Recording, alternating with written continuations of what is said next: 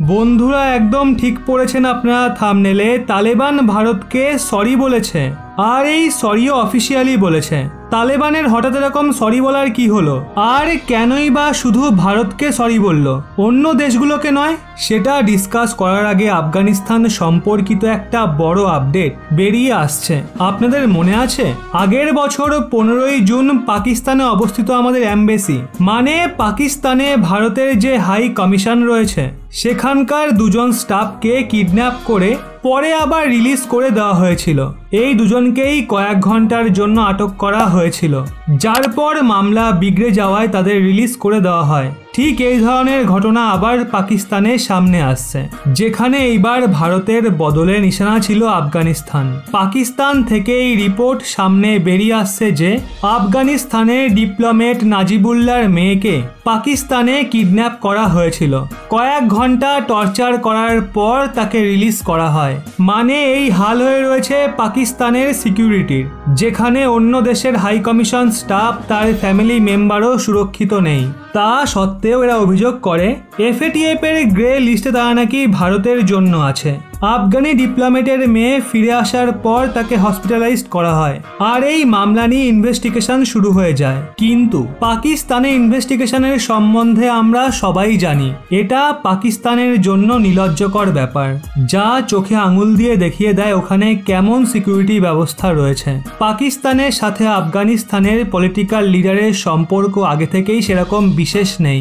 তার ওপর যদি পাকিস্তান এরকম ঘটনা ঘটাতে থাকে, তাহলে সেই সম্পর্ক আরো খারাপ হবে। আপাতত এই ঘটনাকে দেখে পাকিস্তানে অবস্থিত ভারতের হাই কমিশনকে হাই অ্যালার্ট করা হয়েছে। এরই সাথে পাকিস্তানে আমাদের যত ডিপ্লোমেট রয়েছে, তাদের ফ্যামিলি মেম্বার রয়েছে, সবাইকে সতর্ক করে তাদের সিকিউরিটি বাড়িয়ে দেওয়া হয়েছে। আসল খবরের কথা বললে তালেবান ভারতকে বলেছে উই আর সরি। লিটারেলি এই শব্দই ব্যবহার করেছিল তালেবানের স্পোক পারসন, যারা মিডিয়াতে এসে ভারতকে নিয়ে কিছু স্টেটমেন্ট দিয়েছিল। প্রমাণস্বরূপ আপনারা স্ক্রিনে হিন্দুস্তান টাইমসের আর্টিকেল দেখতে পারেন। সবার প্রথমে তো বলি তালেবান এই সরি বলেছে তালেবানের হামলায় ভারতীয় সাংবাদিক দানিশ সিদ্দিকির মৃত্যুর জন্য। উনি এক্স্যাক্টলি কি বলেছেন সেটা আপনাদের বলছি। তালেবানের স্পোকস পারসন বলেছেন, আমরা জানি না কার ফায়ারিং এ দানিশ সিদ্দিকির মৃত্যু হয়েছে। আমরা এটা জানি না যে তার মৃত্যু কিভাবে হয়েছে। যেই সাংবাদিকই আফগানিস্তানের ওয়ার জোনে এন্ট্রি নেয় তার আমাদের ইনফর্ম করা উচিত। আমরা তার পুরো খেয়াল রাখবো, মানে তার সিকিউরিটি সুনিশ্চিত করব। We are sorry for Indian journalist Danish Siddiqui's death. উনি আগে আরো বলেন, আমরা দানিশ সিদ্দিকির মৃত্যুর জন্য অত্যন্ত দুঃখিত এবং ক্ষুব্ধ এই কারণে আফগানিস্তানের সাংবাদিক আমাদের ইনফর্ম না করেই ওয়ার জোনে ঢুকে পড়ছে।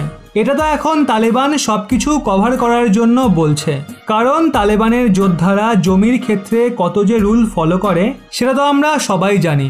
এক্ষেত্রে তারা যতই সরি বলুক, যত ইচ্ছা এক্সপ্লেনেশন দিক, কিন্তু এই জিনিসটা আমরা পরবর্তী সময়েও দেখতে পাবো।